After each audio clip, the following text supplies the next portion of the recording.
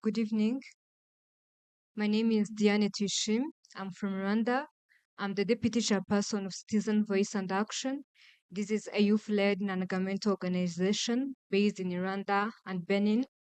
It is dedicated to foster civic engagement, protect democracy, and enhance youth leadership in governance. So today I'm very honored to moderate a very important topic, which is going to tackle, which is going to tackle the barriers, the challenges, and identify the solutions of youth participation. Youth participation is very crucial to foster an inclusive governance. Yet there is many barriers which are still hindering youth to participate fully in the democratic reforms. So give a warm welcome to our panelists who are going to share their insights and experience on this very important topic. So,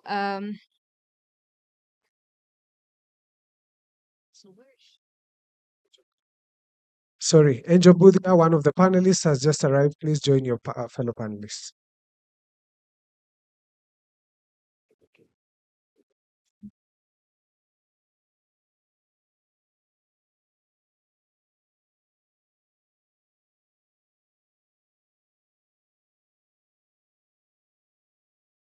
you're welcome, Andrew.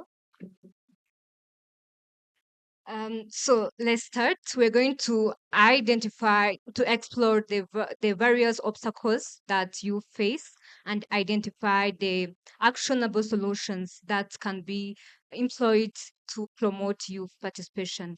So within 2 minutes, everyone, each of you, one by one, is going to share with us an opening remark on this topic. So let's start with Angel.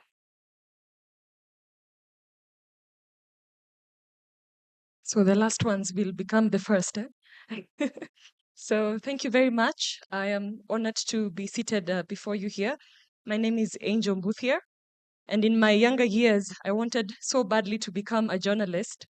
But I was swallowed up by the students' movement when I was a student at the University of Nairobi, where I served as the vice chair of the organization of Nairobi University. And that threw me into even working at the Continental Students' Union, which is the All Africa Students' Union. And while I was a student leader, I left Nairobi. I went and worked in Accra for about 3 years and served in the All Africa Students' Union. So I have a good understanding about our continent and the passions and the heart of young people in Africa, not just even in Kenya. Currently, I chair the Youth League of the Jubilee Party. The Jubilee Party is a former ruling party who the party leader is the former president, and we are in the opposition and backing the Gen Z movement like never before. Today, as we talk about our challenges, I think when you have served as a student leader, you are thrown right into the pool of what youth challenges are, from working with student unions in Kenya, in East Africa, and in Africa, understanding how we engage with the private sector, with government, and even with the rest of society, and what actually shapes us. One thing I know is that the students' community is the creme de la creme of our societies in Kenya and in Africa. So this is a special sect of young people who are set to lead the nation and set to transform the nation. And especially for Kenya with Gen Zs and millennials, we are about to deliver this country, and I cannot wait to see what that looks like. Thank you. Thank you very much. Over to you, Zaha. Good afternoon, everyone. Good afternoon. My name is Zaha Indimuli. I serve as the National Advocacy Lead of the End Femicide Kenya movement. I am a researcher and a social scientist, but importantly, I'm an active citizen, a woman by default and by nature. When I think about the topic we're handling today, I'm very tactful. I think I had already started the same fire in group 3.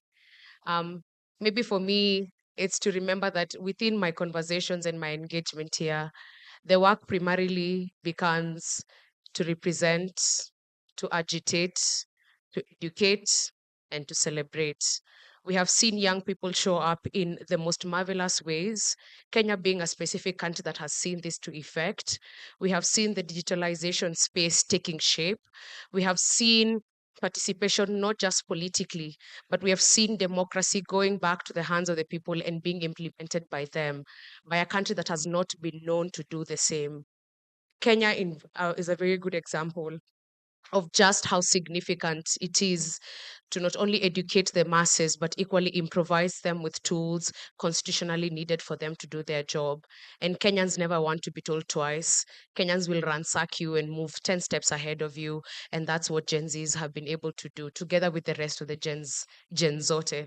I think this discussion would just open up what exactly are these barriers? How intentional is it when we say we want young people to participate? And how important is it for us to keep going in defiance? Because again, we have been called treasoners and arsonists. I think then the language the government can actually understand and provide evidence to is violence and arsonry. So that be ideological, that being the organizing, and that being in the belief that this country is in our hands and it's our responsibility to keep at it. Thanks. Thank you very much. Good evening, everyone. Good evening. Hamjambo. Hey, was the food a lot or what? Because it's very hard to talk when everyone is silent. So let's do it another time. Good evening, everyone. Good evening. Hamjambo. Asanteni sana. My name is Brian Kithinji. I don't like this introducing with titles, but of course I have to do it now. I always like to call myself a free thinker. But yes, I work for an organization called Policy Action Initiative. And at Policy Action Initiative, there's a lot we do. But one thing that I always repeat, and we always repeat as a team, is that we are a group of young people who have gone into the research space. Because for far too long, when it comes to research, data collection, data analysis, you would never find young people. And I'll give you a short story. When I was working at CNBC Africa in the year 2019, I once attended, we used to attend so much of the launch of reports. So there was a report that was being done by a certain organization and they were launching it. And I looked at the room, it was all old people, 40s, 50s. And then I'm there, the editor wants a story back. And then you are there, you raise your hand. Everybody is ignoring it until you have to shout. And when you shout, people are looking at you like a madman. So the speaker even ignored the question. But it's understandable because one thing when you talk about breaking barriers is that for very far too long, young people, and it's very true and it's very good for us to do the protest, but it's also very good as well for us to engage in the boardroom processes because at the end of the day, if we are not on the menu, we are going to be eaten. That's sadly. If you are not there at the boardrooms where the decisions are being made, where the information, and sadly, most of the time in Kenya, most policy discussions are not based on data or they are based on data that comes from outside the country, which may not reflect, which is always based on desktop reviews or based on reports like the UN reports, which we know that they don't go on the ground to collect, but that's a story of another day. So when you look at it from that angle, if young people who don't engage in these processes, we are left out completely. And that is one thing at Policy Action Initiative that we do. On this topic about breaking barriers, because I didn't come here to talk much about myself, I have to respect the audience. I would like to ask, among us here, how many of us have a voter's card? That's nice. How many of us have a constitution? A copy. So you guys are an informed audience. You should clap for yourself. Because one thing that always pains me is that whenever we go for this, because you hold so many of these capacity building sessions and debates, and one thing that always pains me is that whenever you go to the ground, you find that young people, somebody comes with very good passion, good arguments, but then you ask him, ukona kura? Hana. So you wonder, okay, that passion, how is it going to be translated into action? And that is why, as we talk about breaking barriers, we have to focus on one thing, the Registration of Persons Act 2012. Because this law, which is a remnant of the Native Registration Ordinance that was brought to us by the British when Kenya became a colony in 1920, this law restricts the issuance of ID cards. Believe it or not, 80% of the estimated 4 million Kenyans who don't have an ID card are between the ages 18 and 25 years. So whenever you hear this argument that young people don't participate in elections, or only 41%, like the report that the Youth Cafe brilliantly did last year, don't participate in elections. Why is it so? Because young people don't have ID cards. Why don't they have identification cards? In fact, the law says clearly that not having an identification card if you are above the age of 18 years is a crime that you should be arrested. But still, why don't young people have it? Because the processes of getting one is very bureaucratic, and at the end of the day, it relies on an administration officer. And we know our government we can't really trust. You know, the last panel, as I conclude, the last panel I had my colleague from the ESCC saying, our work is to lead. And that is a very good statement. Everybody wants to lead, not take the action. However, if you're going to have a budget of 4.2 billion shillings, I don't think leading is the only thing you should do. Unless I'm wrong, 4.2 billion is a lot of money. And when you look at the expenditures, you see that most of the money was spent in office development, refurbishing their office. But that's a story of another day. So for me, breaking barriers, you have to look at the Registration of Persons Act, and we'll continue the discussion. Thank you. Thank you. All right. I would love to start with querying the MC, but I just noticed that he's not here. I wanted to ask why he left my middle name, pronounced the last three letters, and jumped to my surname. Well, that's by the way. So my name is Emmanuel Sani, and I am a legal practitioner and programs officer for Promad Foundation, and I am a Nigerian. So people say my intonation, they already know that, oh, you don't need to say anything, you are Nigerian, we know that. And I'm proud to associate myself with Nigeria. One thing about the Promad Foundation, where I work, is that we are passionate about pushing youth participation in politics. And that is why this particular engagement is very, very vital to us and not just you guys here in Kenya. So far, we have been working around how we can utilize evidence-based strategies to promote participation, transparency, and accountability in governance. We believe that when these three things are put together, we can then have efficient implementation of government projects, government policies, and government programs that would benefit not just you and I, but for people in the grassroots community. To me, the people here now are elite youth. But the people I believe we should be engaging more are those people in the local communities. Those ones that do not have direct access to internet, those ones that if you give a mobile phone now would find it difficult to even log into any Facebook account to join you in sharing, retweeting, or doing what have you. So we are really particularly interested in that demography. And over the years, we've been working around the social accountability project to engage with these people. There are a lot of infrastructures that is supposed to be going to those locations, infrastructures like schools, no water, healthcare system. And then our politicians have this money allocated in the budget that do not go to implement this in those communities. So we go as far as engaging with those people to build their agencies, to demand accountability from their leaders, because we know they have representatives representing them in government. But most time, what you discover is that most of them are settled down in, maybe if it's in Nigeria now, we say they are in the Federal Capital Territory. I have a local government chairman from Kogi State, where I'm from, but he's with me in FCT Abuja, and he was elected by the people to represent people in Kogi State. So you can see the kind of funny situation there. And to me, breaking barriers, going to the theme of this particular day, would be we as Africans redefining what democracy means to us.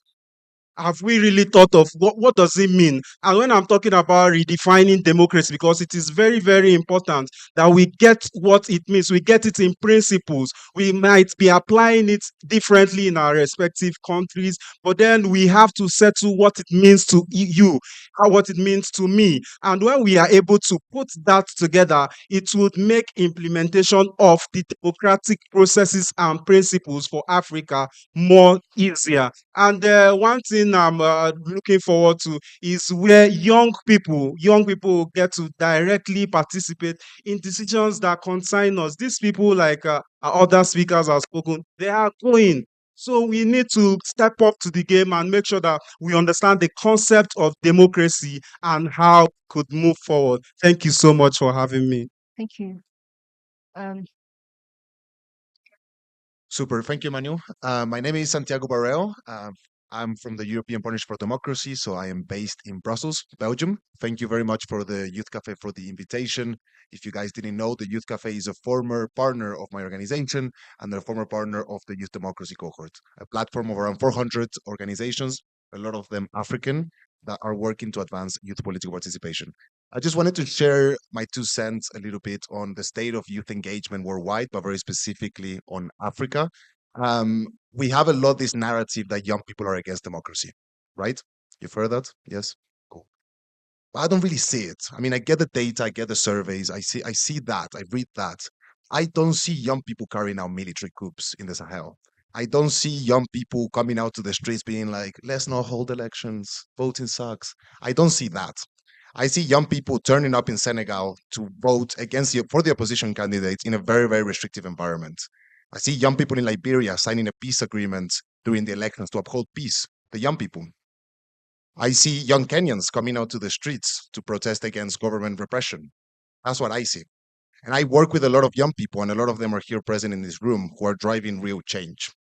So I was actually really happy about how the colleagues from the Afrobarometer presented their stuff this morning, because the track record of autocracy and the image of autocracy isn't very good either. Just as the same with democracy, I think young people are frustrated with the way that the government is engaging with them. They're frustrated that they're not getting enough ways to participate. Young people, especially, are very, very informed. You guys spend a lot of time on social media, right? You get your news from there instantly. A lot of stuff worldwide. So you know a lot more than previous generations, and you want to participate a lot more. And since we're there, and since there's a lot of young people in the room, I also want to add 2 things. Young people need to engage in 2 ways. Let's call them twins. One of those is the activist side. That one, young people have always been very strong, still very strong, coming out to protest, taking part in informal movements, student movements. Young people have always been strong there. The one side that we're missing now, and that's like the good twin brother of the activist side, is the institutional side, is the way that you engage with governments and seeing the value of that and being realistic about it as well. You're not going to get a meeting with your government officials and change everything just in 1 hour. It's going to take persistence. It's going to take a long-term strategy advocacy plan. It takes time. Let's stop painting this engagement with government that once we get it, we achieve real change that you can change a country. It's just not like that. It's not like that for young people. It's not like that for old people. It takes time. So I'll leave it at that and then carry on. Thank you. Thank you. Good afternoon. Good afternoon. Oh, good evening. My name is Range Mwita, Range Mwita from the Center for Multi-Party Democracy. I have been working with political parties to ensure that they create space for young people in this country, Kenya, around inclusion and also young women towards influencing democratic decisions. A few years ago, I was a youth. I don't know how I found myself here. I'm trying to relive the last life I lived. So a fundamental question I have realized, even when we have the Gen Zs uprising in this country and setting the agenda for the global discussion around democracy building, is to what extent are young people in Africa viewed as opportunities as opposed to threats? I think and believe that if you look at how we have been managing and handling the young people in this country and across Africa, we view them as threats as opposed to opportunities, because when you have the Gen Zs going to the streets to demand their rights and accountability, those in power think that actually their positions are in a threat, they're threatened, and therefore they may not be able to give them an opportunity. And that also cascades down to the institutions that we have, including political parties. We have political parties as the primary vehicles for elections. But if you look at how even they conduct their party primaries in this country in particular, how elections are run, the affirmative action seats that are constitutional, and the people who are given those seats to represent the young people, you realize that they are tactically or deliberately given to people that are not going to represent the interests of the young people. So the question we need to ask ourselves is, yourselves, the young people, is how do we organize ourselves to be able to defeat this perception of you being the threat to democracy as opposed to being the opportunity to our democratic institutions.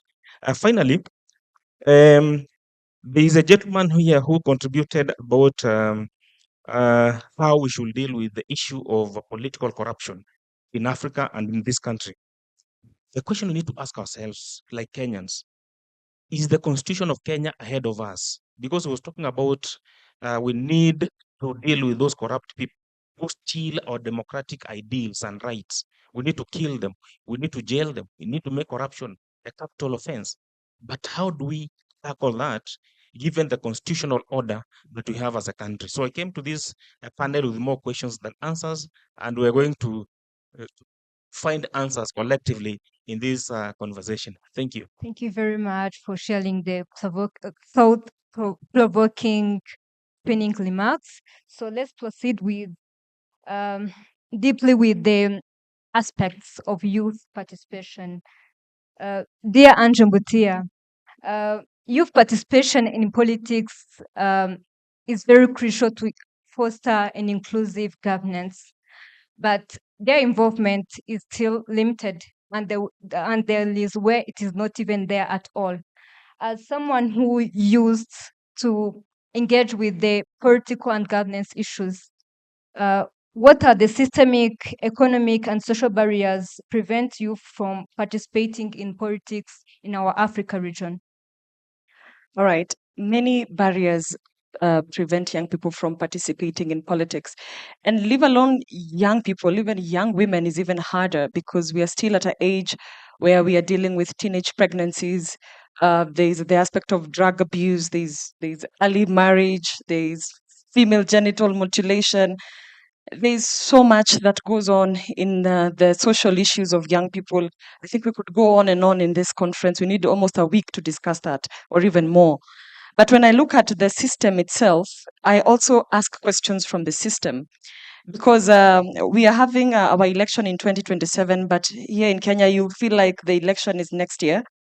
And so currently, the Electoral Commission is conducting interviews to shortlist commissioners. These are commissioners who will ideally midwife the election. And in that commission, of about 7 expected to be appointed, they did not shortlist young people to interview for those positions. And Kenya is expecting to have about 6 million new registered voters in 2027. This is about an increment from 12 million who voted last year. We're expecting 6 million more. And that will hit the register of voters to about 30 million. So young people will be at the center of the next election in Kenya, and the Electoral Commission did not shortlist any young person in that list. We had to push a lot with other young people from different sectors and ask that they shortlist. So now, when we wrote to the selection panel and asked them why they did not shortlist any young people, because we went ahead to write to the selection panel asking why they didn't shortlist. And they told us that because of the requirements listed, which is for a chairperson, you need to have 15 years of experience. And for a member of the commission, you need to have 10 years of experience. We are not qualified to sit in the IBC, in the commission, but we are qualified to die in the streets fighting for governance and better leadership. So we have gone ahead to petition the selection panel, and we now have a petition in court that is going to be listened to on the 2nd of April. And why? And the selection panel and the IBC, and we need to look at the act again on IBC and see why it is leaving out young people in a decision-making platform. And then we have gone on to see that government has been doing that, leave alone the Kenyan government, even other governments in Africa, requiring people to have 10 years of experience, 15 years of experience. That is ridiculous. We need to bring county governments and governments to court to explain why a certain position requires that many number of years of experience, because counting votes, let's say for the IBC, the commission, counting from 1 to 30 million, Why do you need 10 years of 15 years of experience to do that? I mean, counting. So we need them to explain to us why, where we see even like in Botswana, where we had this lady called Lesogo Chombo, who is the minister for youth, 26. So why are we disenfranchising young people even in our own systems politically? Even forget about the other social issues that I just mentioned. Politically, the face of our governments are showing us that, guys, you are not welcomed here. As much as we want to protest, going to the streets, and we even get killed, because if 1,000 of you go to protest in Kenya today, all of you will not go back home. Not all of you will go back home. We also need to use our judicial systems as well, petitioning our government, asking them to explain to us why certain roles require such experience number of years. Because even in county governments, they publish call for applications for director of youth in the county government. And they ask again for 10 years of experience. Do you need 10 years of experience to become a youth officer in your county, in your community? We need to take these clauses and take them to court. And when Kenya wins on that basis, you need to also take it to your countries and tell your courts and your governments that Kenya did this. Why are you not doing what Kenya is doing? And because in Kenya, we are going to take what Botswana is doing and ask, Botswana is doing this. Isn't Botswana an African country? Why can't we also do it here in Kenya? Because we keep influencing each other, just the way we influenced each other during the walk of independence. Countries gained independence almost at the same time, 1957, 1960, 1961, 63, all the way to the 70s. This is a span of 10 years. So we need to make this Gen Z movement an African movement, where African nations can be able to liberate themselves from the oppression and the oppressors. So what young people must do is we must keep following what our governments are doing, both legally and on the streets where necessary, because there are still so many issues of young people that we need to counter, even before we go to political parties. I think that's the next Kenyans need to petition. Political Parties Act in Kenya says you need to have offices in over 24 counties across Kenya. The Gen Z movement was done on X. We don't need those requirements. They are too stringent, and they are giving us more and more obstacles in getting to where we want to get to.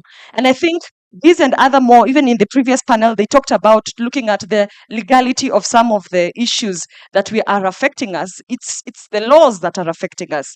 So let's revise them and review them. Thank you. Thank you very much, and I agree with you. But allow me to share this. There is no one size fit approach.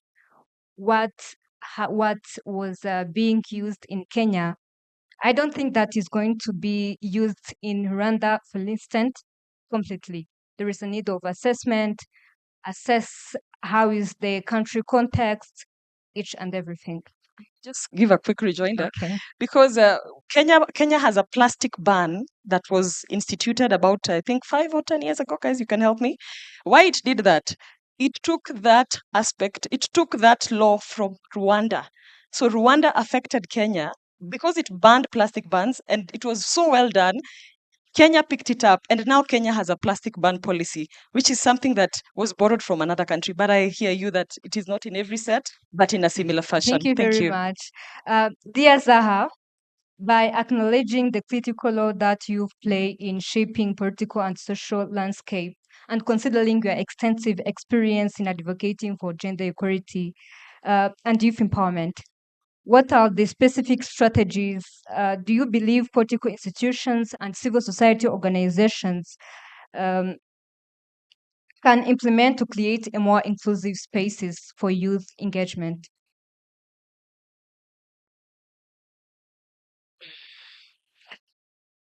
I think I'll speak for Kenya, and not necessarily to outlaw other African countries, but specifically to speak to the fact that we are all experiencing, yes, the same thing, but in different contexts. And one thing that I think I want to bring out very strongly in our engagement is how important social media has been within the Gen Z movement. And I've heard here from morning how we have been told we are just TikTokers. Well, TikTok taught us the finance bill. X brought the president to his knees. etc. Instagram was utilized to have all the influencers be radicalized through a cancel culture. And so we had every single person we see on TV saying the same thing we were trying to say.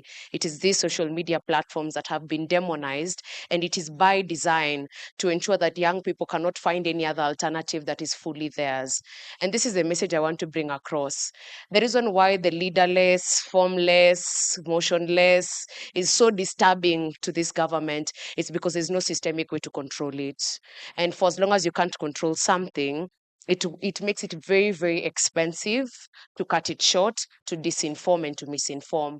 And that's exactly what we Gen Z are trying to do, is to suffocate your money in things that don't work.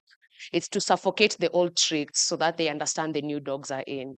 And what does this mean? When we mobilize ourselves, and I'll speak predominantly to the end femicide movement, and it's a strategy that we can be using over and over again. And I want us, Gen Z, this is also something we need to come to peace with. We are not being given spaces to negotiate, which is something that I think my panelists can get into. It's not like young people are not in spaces where they knock these doors and take these memorandums. They are not taken into consideration in the first place. So even when we do push, because we have seen young people, she has been a student leader. We can count the number of times, even during the end femicide movement, we did go to Pasaris's office. Was it opened? No. And so we have found a way to create other alternatives that do not necessarily need me to clap for the fish for swimming. The Constitution tells every single government official what exactly you're supposed to do when you get into office. My work as a citizen cannot be to come and remind you of the same thing that the Constitution does. And so when accountability is looking violent, as they would want to put it, and that's in protest and that's in big numbers, because the only thing that the June protest did that was too ambiguous was the fact that we never had a meeting point to come and convene with our tribes, with our class, and tell each other we meet. No, Kenyans had one unifying factor, and it was the fact that as human beings in this jurisdiction, there is something wrong with the finance bill. And we were outside, same to femicide. And when we're seeing young people focusing on issue-based advocacy, that's exactly where the problem is, because when you target issues, you render every politician unemployed to some extent, because you affect their money, you affect their political narrative, you affect their corruption, you affect their political party structures. And all these things is exactly what Gen Zs are trying to do. And it's a strategy that has worked. It has worked in so many places. It's just that, again, we have this system of erosion in Africa whereby everything that either women or young or marginalized groups do touch is not part and parcel of the main narrative that proceeds to the next generation. And Gen Z have found a place whereby you can't delete it, and that's the digital space. And so right now, we usually say everything that is, whatever is in the internet, something, something. You can't delete it. And so right now, when you're as a politician, you're trying to come and vie for a seat, or we'll release the tweets that you did release. And we have seen a couple of them, Madam Elachi being a victim too. We have seen so many politicians being strangulated with accountability on an open platform. But then if the people have the power, where is the enforced disappearances coming from? Where are the abductions coming from? Yet we have courts. If at all there is a problem with the active citizenry that is happening in the Gen Z, it's only the fact that it is uncontrollable, it's unfathomable, it has not, you cannot pinpoint who exactly is in charge of it. The narrative is ambiguous. The narrative brings together one thing that the political class has used in Kenya, and that is unity. We cut the throat of tribalism, we cut the throat of everything else. What strategy that has seemed to work so well from January to December, even with all the defiance we've gotten from government, is that the solidarity of Kenyans stood on the issue and not the other way around. Thank you very much. Allow me to move to Mr. San. How we come back to you. Dear Mr. San, how are you? I'm very fine.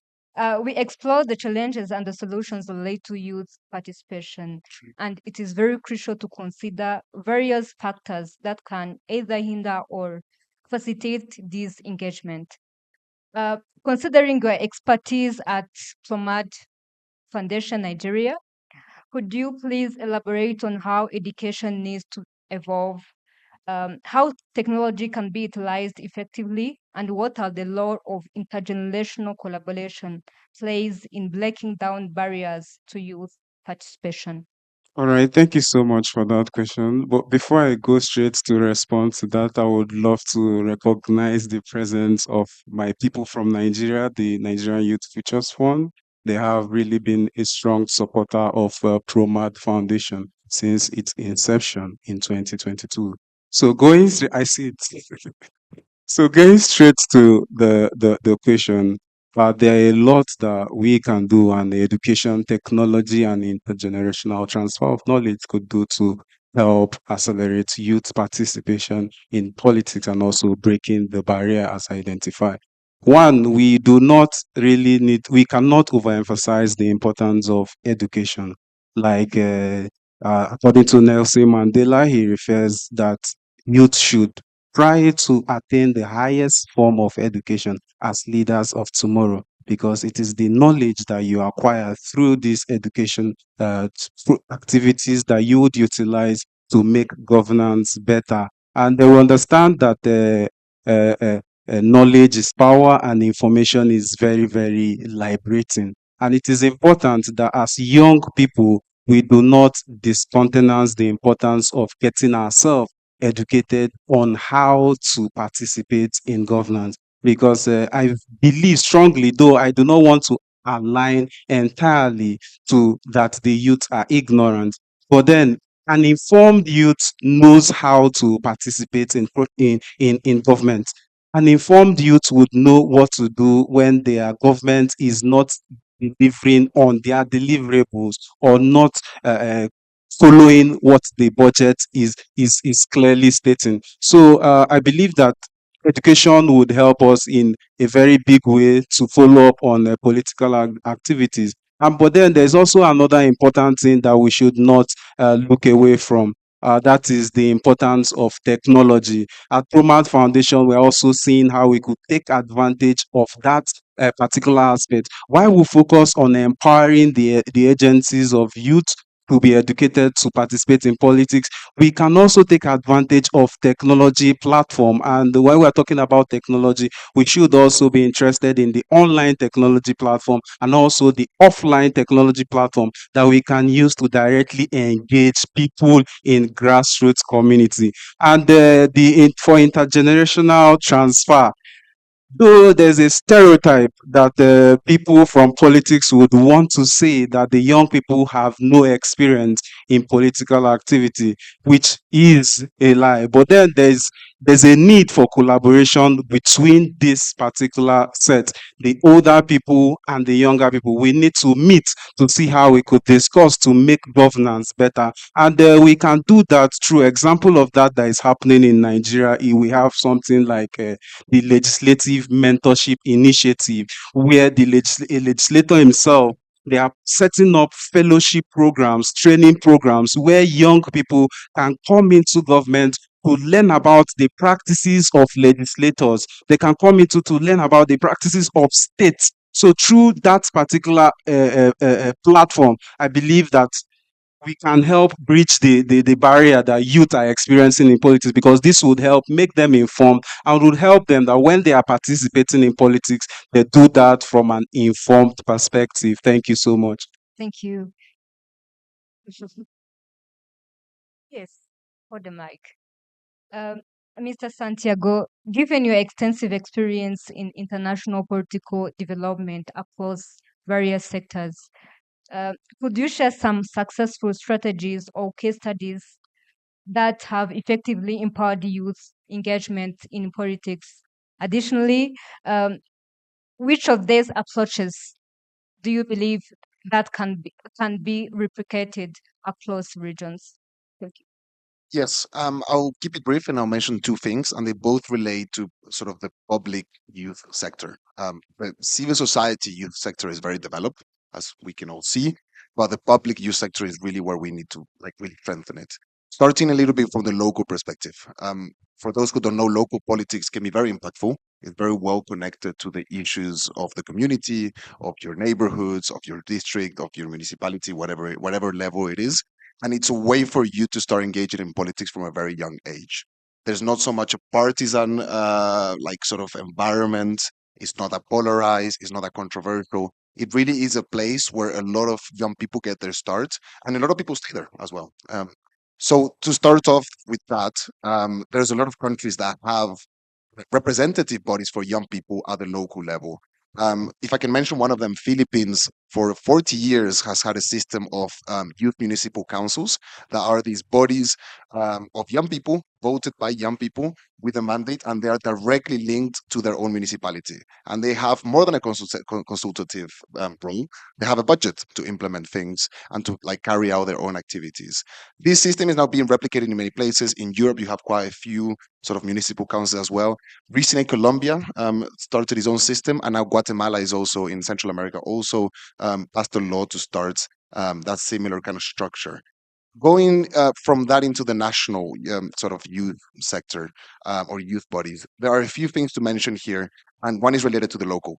You need to have different levels. You need to have a local, a regional, and a national level, and they all need to be interconnected. And there needs to be a very strong legal mandate for this. And speaking of legal mandate, it's very important that whatever youth body you have, it has a strong institutionalized link, not just to the equivalent Ministry of Youth or whatever it is, but also to the other institutions, because we all know that young people can contribute to more than just youth policy. They can also contribute to other things, as we know from the expertise that is here in the room today. And finally, one more legal aspect is in terms of clear responsibilities. And a country that has done this very, very well is Liberia. And I was wondering if you can just pass the mic very quickly to my colleague Samuel, who can just briefly describe his experience as coordinator of the Liberian National Youth Body. Very quickly. Thank you. So again, yes, my name is Samuel Pato. I'm from Liberia. I head the Secretariat on programs for the Federation of Liberian Youth. Just for information, the Federation of Liberian Youth is 50 years old as of last year, and May this year we're making us 51 years old. The Federation of Liberian Youth was established through an act of national legislation. The legislation that during the early 70s started was that the young people needed to be legitimately represented at a national level, not politically linked, but in a civic manner. So they passed a law enacting the establishment of the Federation of Liberian Youth, FLY. And what we do is we essentially mandate government on how we want programs to be coordinated for young people in Liberia. So no organization goes to Liberia to do business with you or talking to us before even talking to the Ministry of Youth and Sports. Even the Ministry of Youth and Sports cautions them and say, you know what, make sure you are talking to FLY because I don't want problem. Of course, we are radical, but we are professionally radical because all the international partners believe in our legal mandate. And when we tell the partners that this body is not working with us, they will not work with you. So the government is under a moral and a legal responsibility to work with us in Liberia. So that's what right now that's we're reviewing our national youth policy to be validating it next month. We couldn't do that because I had to travel to attend the OGP meeting here in Kenya. Thank you very much.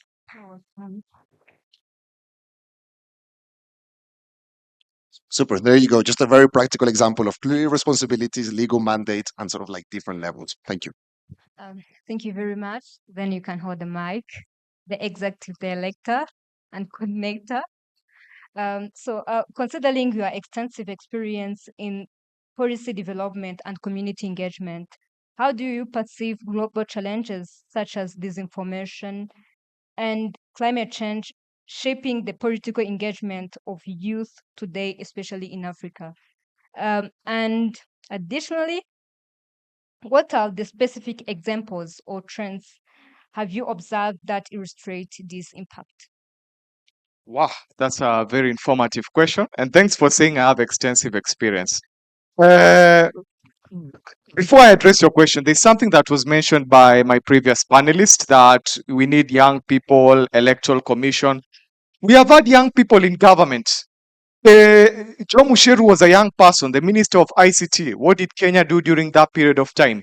Ezra Chiloba, the CEO of IBC, we know famously what he did during that period of time. So it's not just about having young people. Let us push to have merit, because whether you are an old person, whether you are a young child, whether even you are a 14-year-old person in high school, as long as you are able to do the job, you should be given the position. Let's stop just having this blanket of we just have a young person, no matter who it is, because we have had them before and it never never really worked well. So going to the question about climate change, of course, climate change has become a very big issue. We know that in Africa, we are disproportionately affected, and then we are lectured by our friends in the global north that you should use solar stoves. As them, they continue mining coal, they continue develop, they continue even now going to Mars using spaceships that are going to be banned using jet fuel.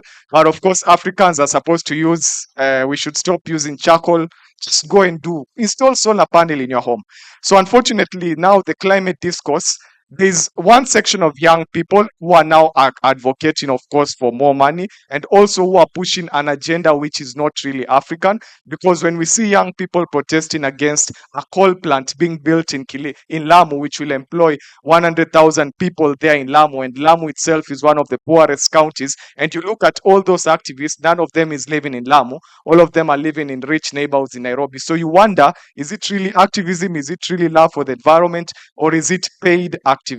So that becomes a question. But then there are also young people who are actually on the ground, who are doing initiatives on food security, on climate adaptation. But unfortunately, these are the young people who don't get support. So how are they going to affect the politics? Now we are seeing resistance because these people who are in the grassroots, who are doing real climate activism, are now coming out and pushing back against these narratives that have been so much in the media, have been so much in the political space, and also on the misinformation issue, because this is a big thing.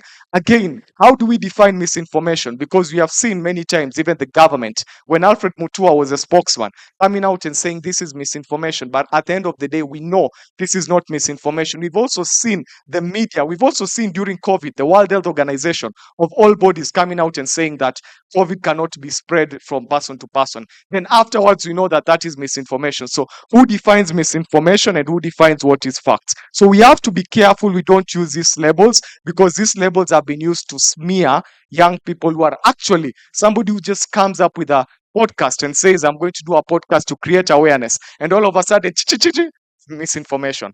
How is it misinformation? Because I've said the military, our mission in Haiti has costed 15 billion. Okay, it may not be true that it's 15 billion, but there's some money that is there. And just raising the question itself, it's not really misinformation, because there. So we have to be careful how we draw the line. But again, I have to insist that as young people, we have to shift the conversation from talking about just having representation of any young person to having systems built on merit, having the right person on the job, avoiding this issue of just affirmative action. Let's just have two persons in the boardroom. No, we want to address the root causes so that every young person can have equal opportunity. Very important. Thank you very much. We have the political analyst in the room. Dear Orange Meter, given the persistent barriers that hinder youth participation in the political process, what innovative strategies you believe are essential for transforming these challenges into opportunities and meaningful participation? Thank you. I think the young people, especially from this country that I belong, are quite doing a lot to organize themselves. But there's a lot of effort from the institutions that we have entrusted with leadership, disorganize them, right? They can invest a lot of resources, including forming governments that don't have shape and form, to ensure that young people are disorganized and disoriented from the agenda. It is important that the young people organize themselves. I work with political parties, I understand, as formal institutions of governance. But if they are not giving the young people space, then we need to rethink that we enable these young people to organize themselves from these formal institutions, then come to the table when they're organized and demand for their rightful share. Because if you look at how these institutions are, it is deliberate that they are not giving the young people the rightful opportunities and platforms to be able to advance their agenda. We need to explore, as young people, alternative options. If political parties are not giving you the space, you have the option of going independent to seek for political office. But I know they're here. They might, like Angel, may swallow me for saying that you can go independent, being a youth leader from a political party. Do we have the youth leagues that are actually going to give the young people opportunities to advance their political careers? I don't think so, as much as I work with you. So how else are you going to organize yourselves? Gen Z movements, social movements, bunge la mwananchi, then you come to the table and be able to claim your space. Alternative to money, expensive elections, you have the numbers, you have the capacity, creativity, the IT, you have the to guard the elections. You know, finally, when I finish, Baba is Raila Odinga said that he has been winning elections, but he has never been declared a winner.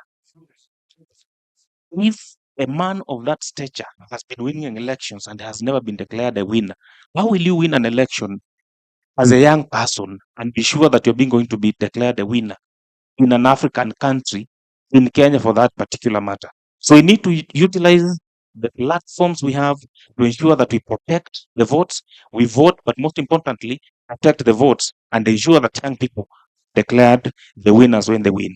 Thank you.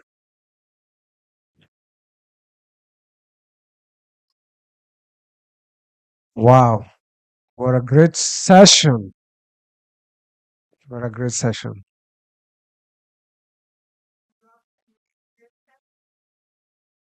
The mics are conspiring against you. Sorry. I would like to request the MC to help us to take two questions. One for the in-person audience and one for our online audience. All right. Those who have not spoken, I see a hand back there, here, and that side. One question every row. Okay. Thank you. My name is Diana Oma from okay. My name is Diana Oma. I work with Youth for SDGs Kenya, and my question goes to Brian Kithinji. You spoke very passionately about young people who are doing exemplary work at grassroots levels and don't get opportunities to engage at such discussions. My question to you is, as a youth leader and as a passionate advocate, as we can all see, what have you done to amplify the voices of these young people? Most of the time we talk about this, but also as individuals, what initiatives are we taking to support the young people at grassroots levels who don't have access to such platforms that we're privileged to have? So that is my question. Thank you. Thank you. Short and sweet. Okay, I would also like to hear a response from Brian. So the issue of tokenism, because I feel like, especially in the African context, there's an illusion of progress while maintaining the status quo among the youth. So I feel like there's just an illusion of like we are flower girls. I'm wondering, is there meaningful participation amongst the youth, or are we just being used as tokens, not only by fellow Africans, but also by the global north, to create an illusion of progress, but there is no meaningful participation amongst the youth? Thank you. Wow. Short and sweet. One gentleman. Thank you so much. Bonjour. My name is René Edouard Mendes. I come from Senegal, West Africa, and we speak French in my country. I attend to this meeting as a youth ambassador for the YDC. My question would be for all of the panelists. I believe it's time to go beyond declaration. And what concrete mechanism can we put in place? Concrete mechanism as both national and local levels to ensure meaningful participation of youth in political decision making across Africa. I want to hear from you if you have some examples, concrete, that can inspire us. Thank you so much. Thank you. We read one from the online participants. I rush here. Yes, for our online participants, yes, we have Honorable Elizabeth Fan Kamau and Dennis Rukundo. Got a question. Should democracy have a general definition, or it should be defined depending on the context? Then another one. We are glad to join online. We appreciate the Global Democracy Coalition for the leadership. And of course, there are many. What form of democratic systems has Kenya adopted, either in phases or as a unit? All right. We hope that panelists will wrap it up. My timekeeper, it's 1 minute each.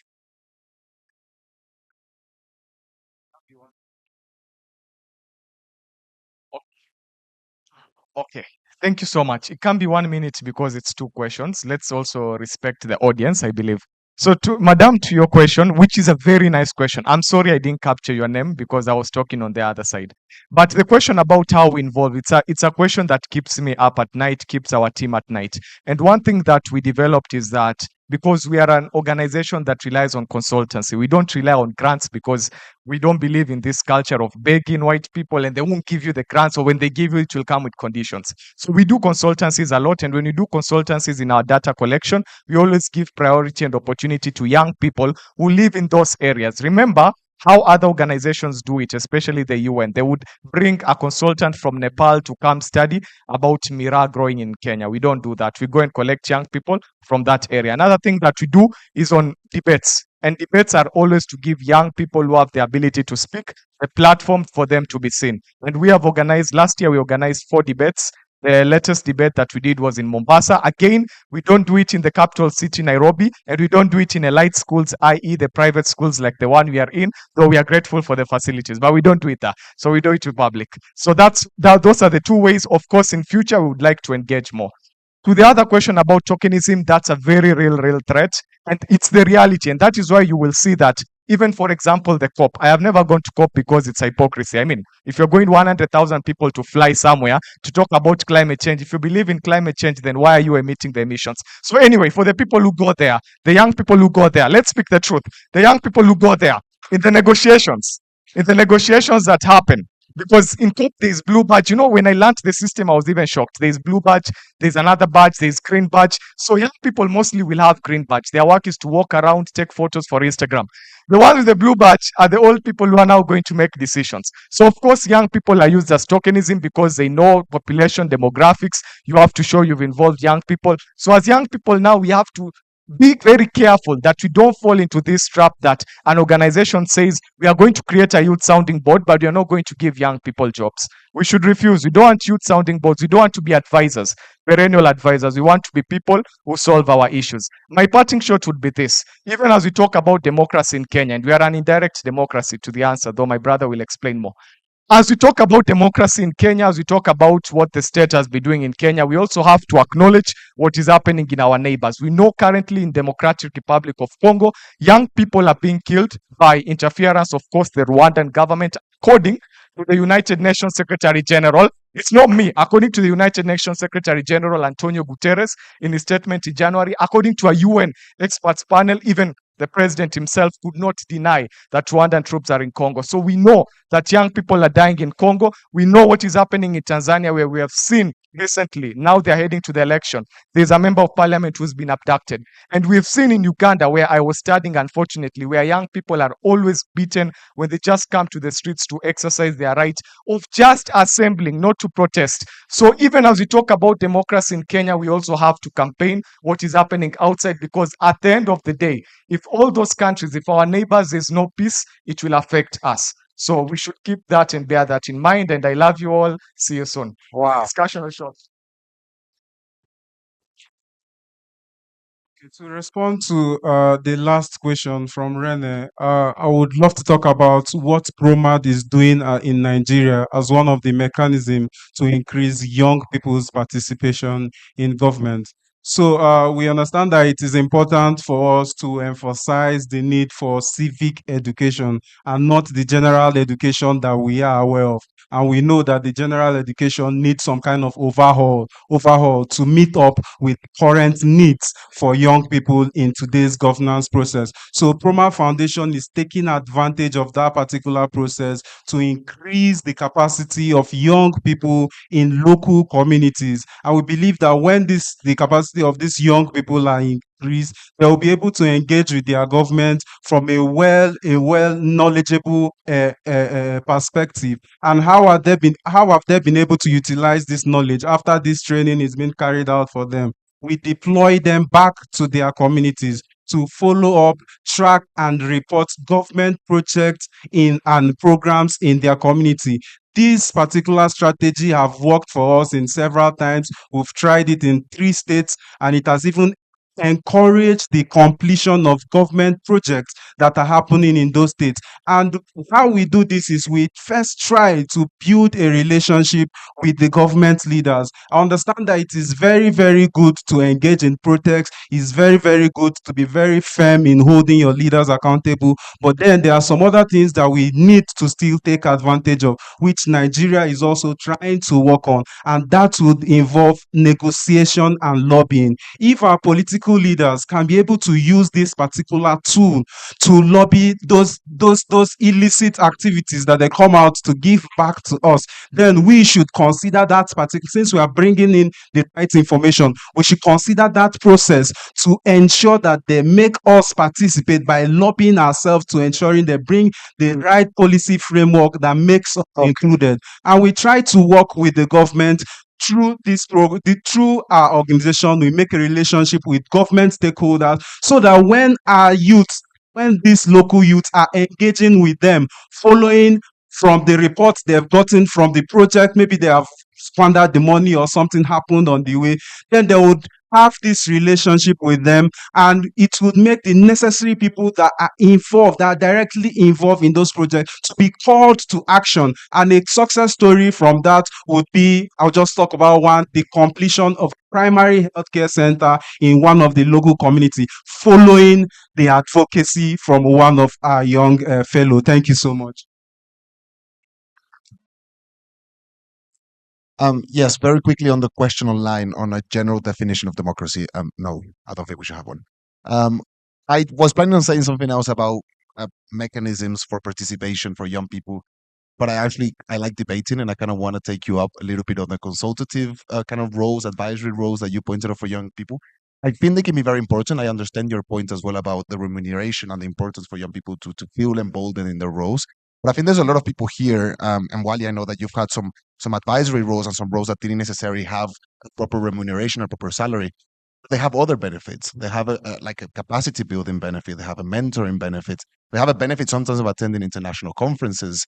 And that is very important for someone young who is starting out and who has a true vocation of public participation. That's maybe something that is nice and that we should keep. If you start remunerating these advisory roles, there's a lot of people that will take it as a career. And then you go into like a big issue that we have with civil servants, right? That people go into the civil service because it's a nice career. So like we should keep the value of these roles as like the benefit of public participation. That should be obvious to young people. It shouldn't be money is important, but it shouldn't be primarily a monetary issue. I'll just leave it at that. Thank you. Thank you. I have 1 minute. I will donate 30 seconds.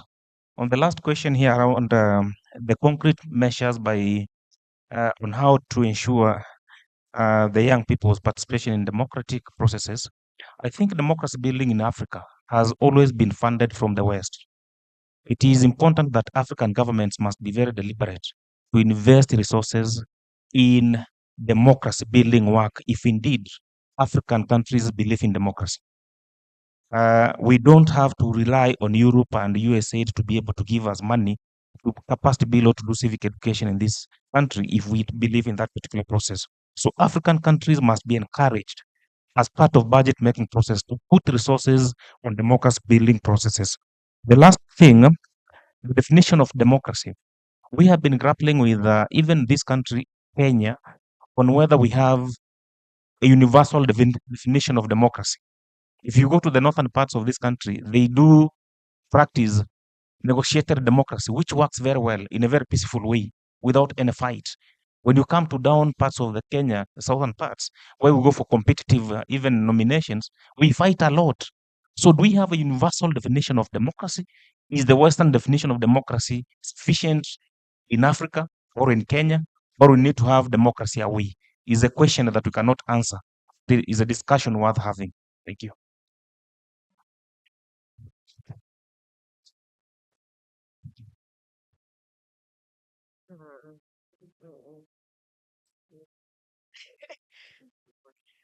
Uh, in pure controversy. That's why I'm thinking we can close it. Yeah, yeah. I. Oh, okay. Yeah, please. Wow. Thank you very much. Okay. Yeah, but you can say thank you and goodbye. Yeah, maybe in 30 seconds. Okay. So sorry, pressed for time. We just had so much we had prepared. But maybe to sum it up, I think we have a intergenerational conflict in Africa. And one of the things that we even saw, even in Kenya with the Gen Z protest, it was about young people against the entire system. And even for Kenya, even in the next election, it will be a very interesting one because it's going to be a generational kind of advancement at that time. And it will be very exciting to see how that works out.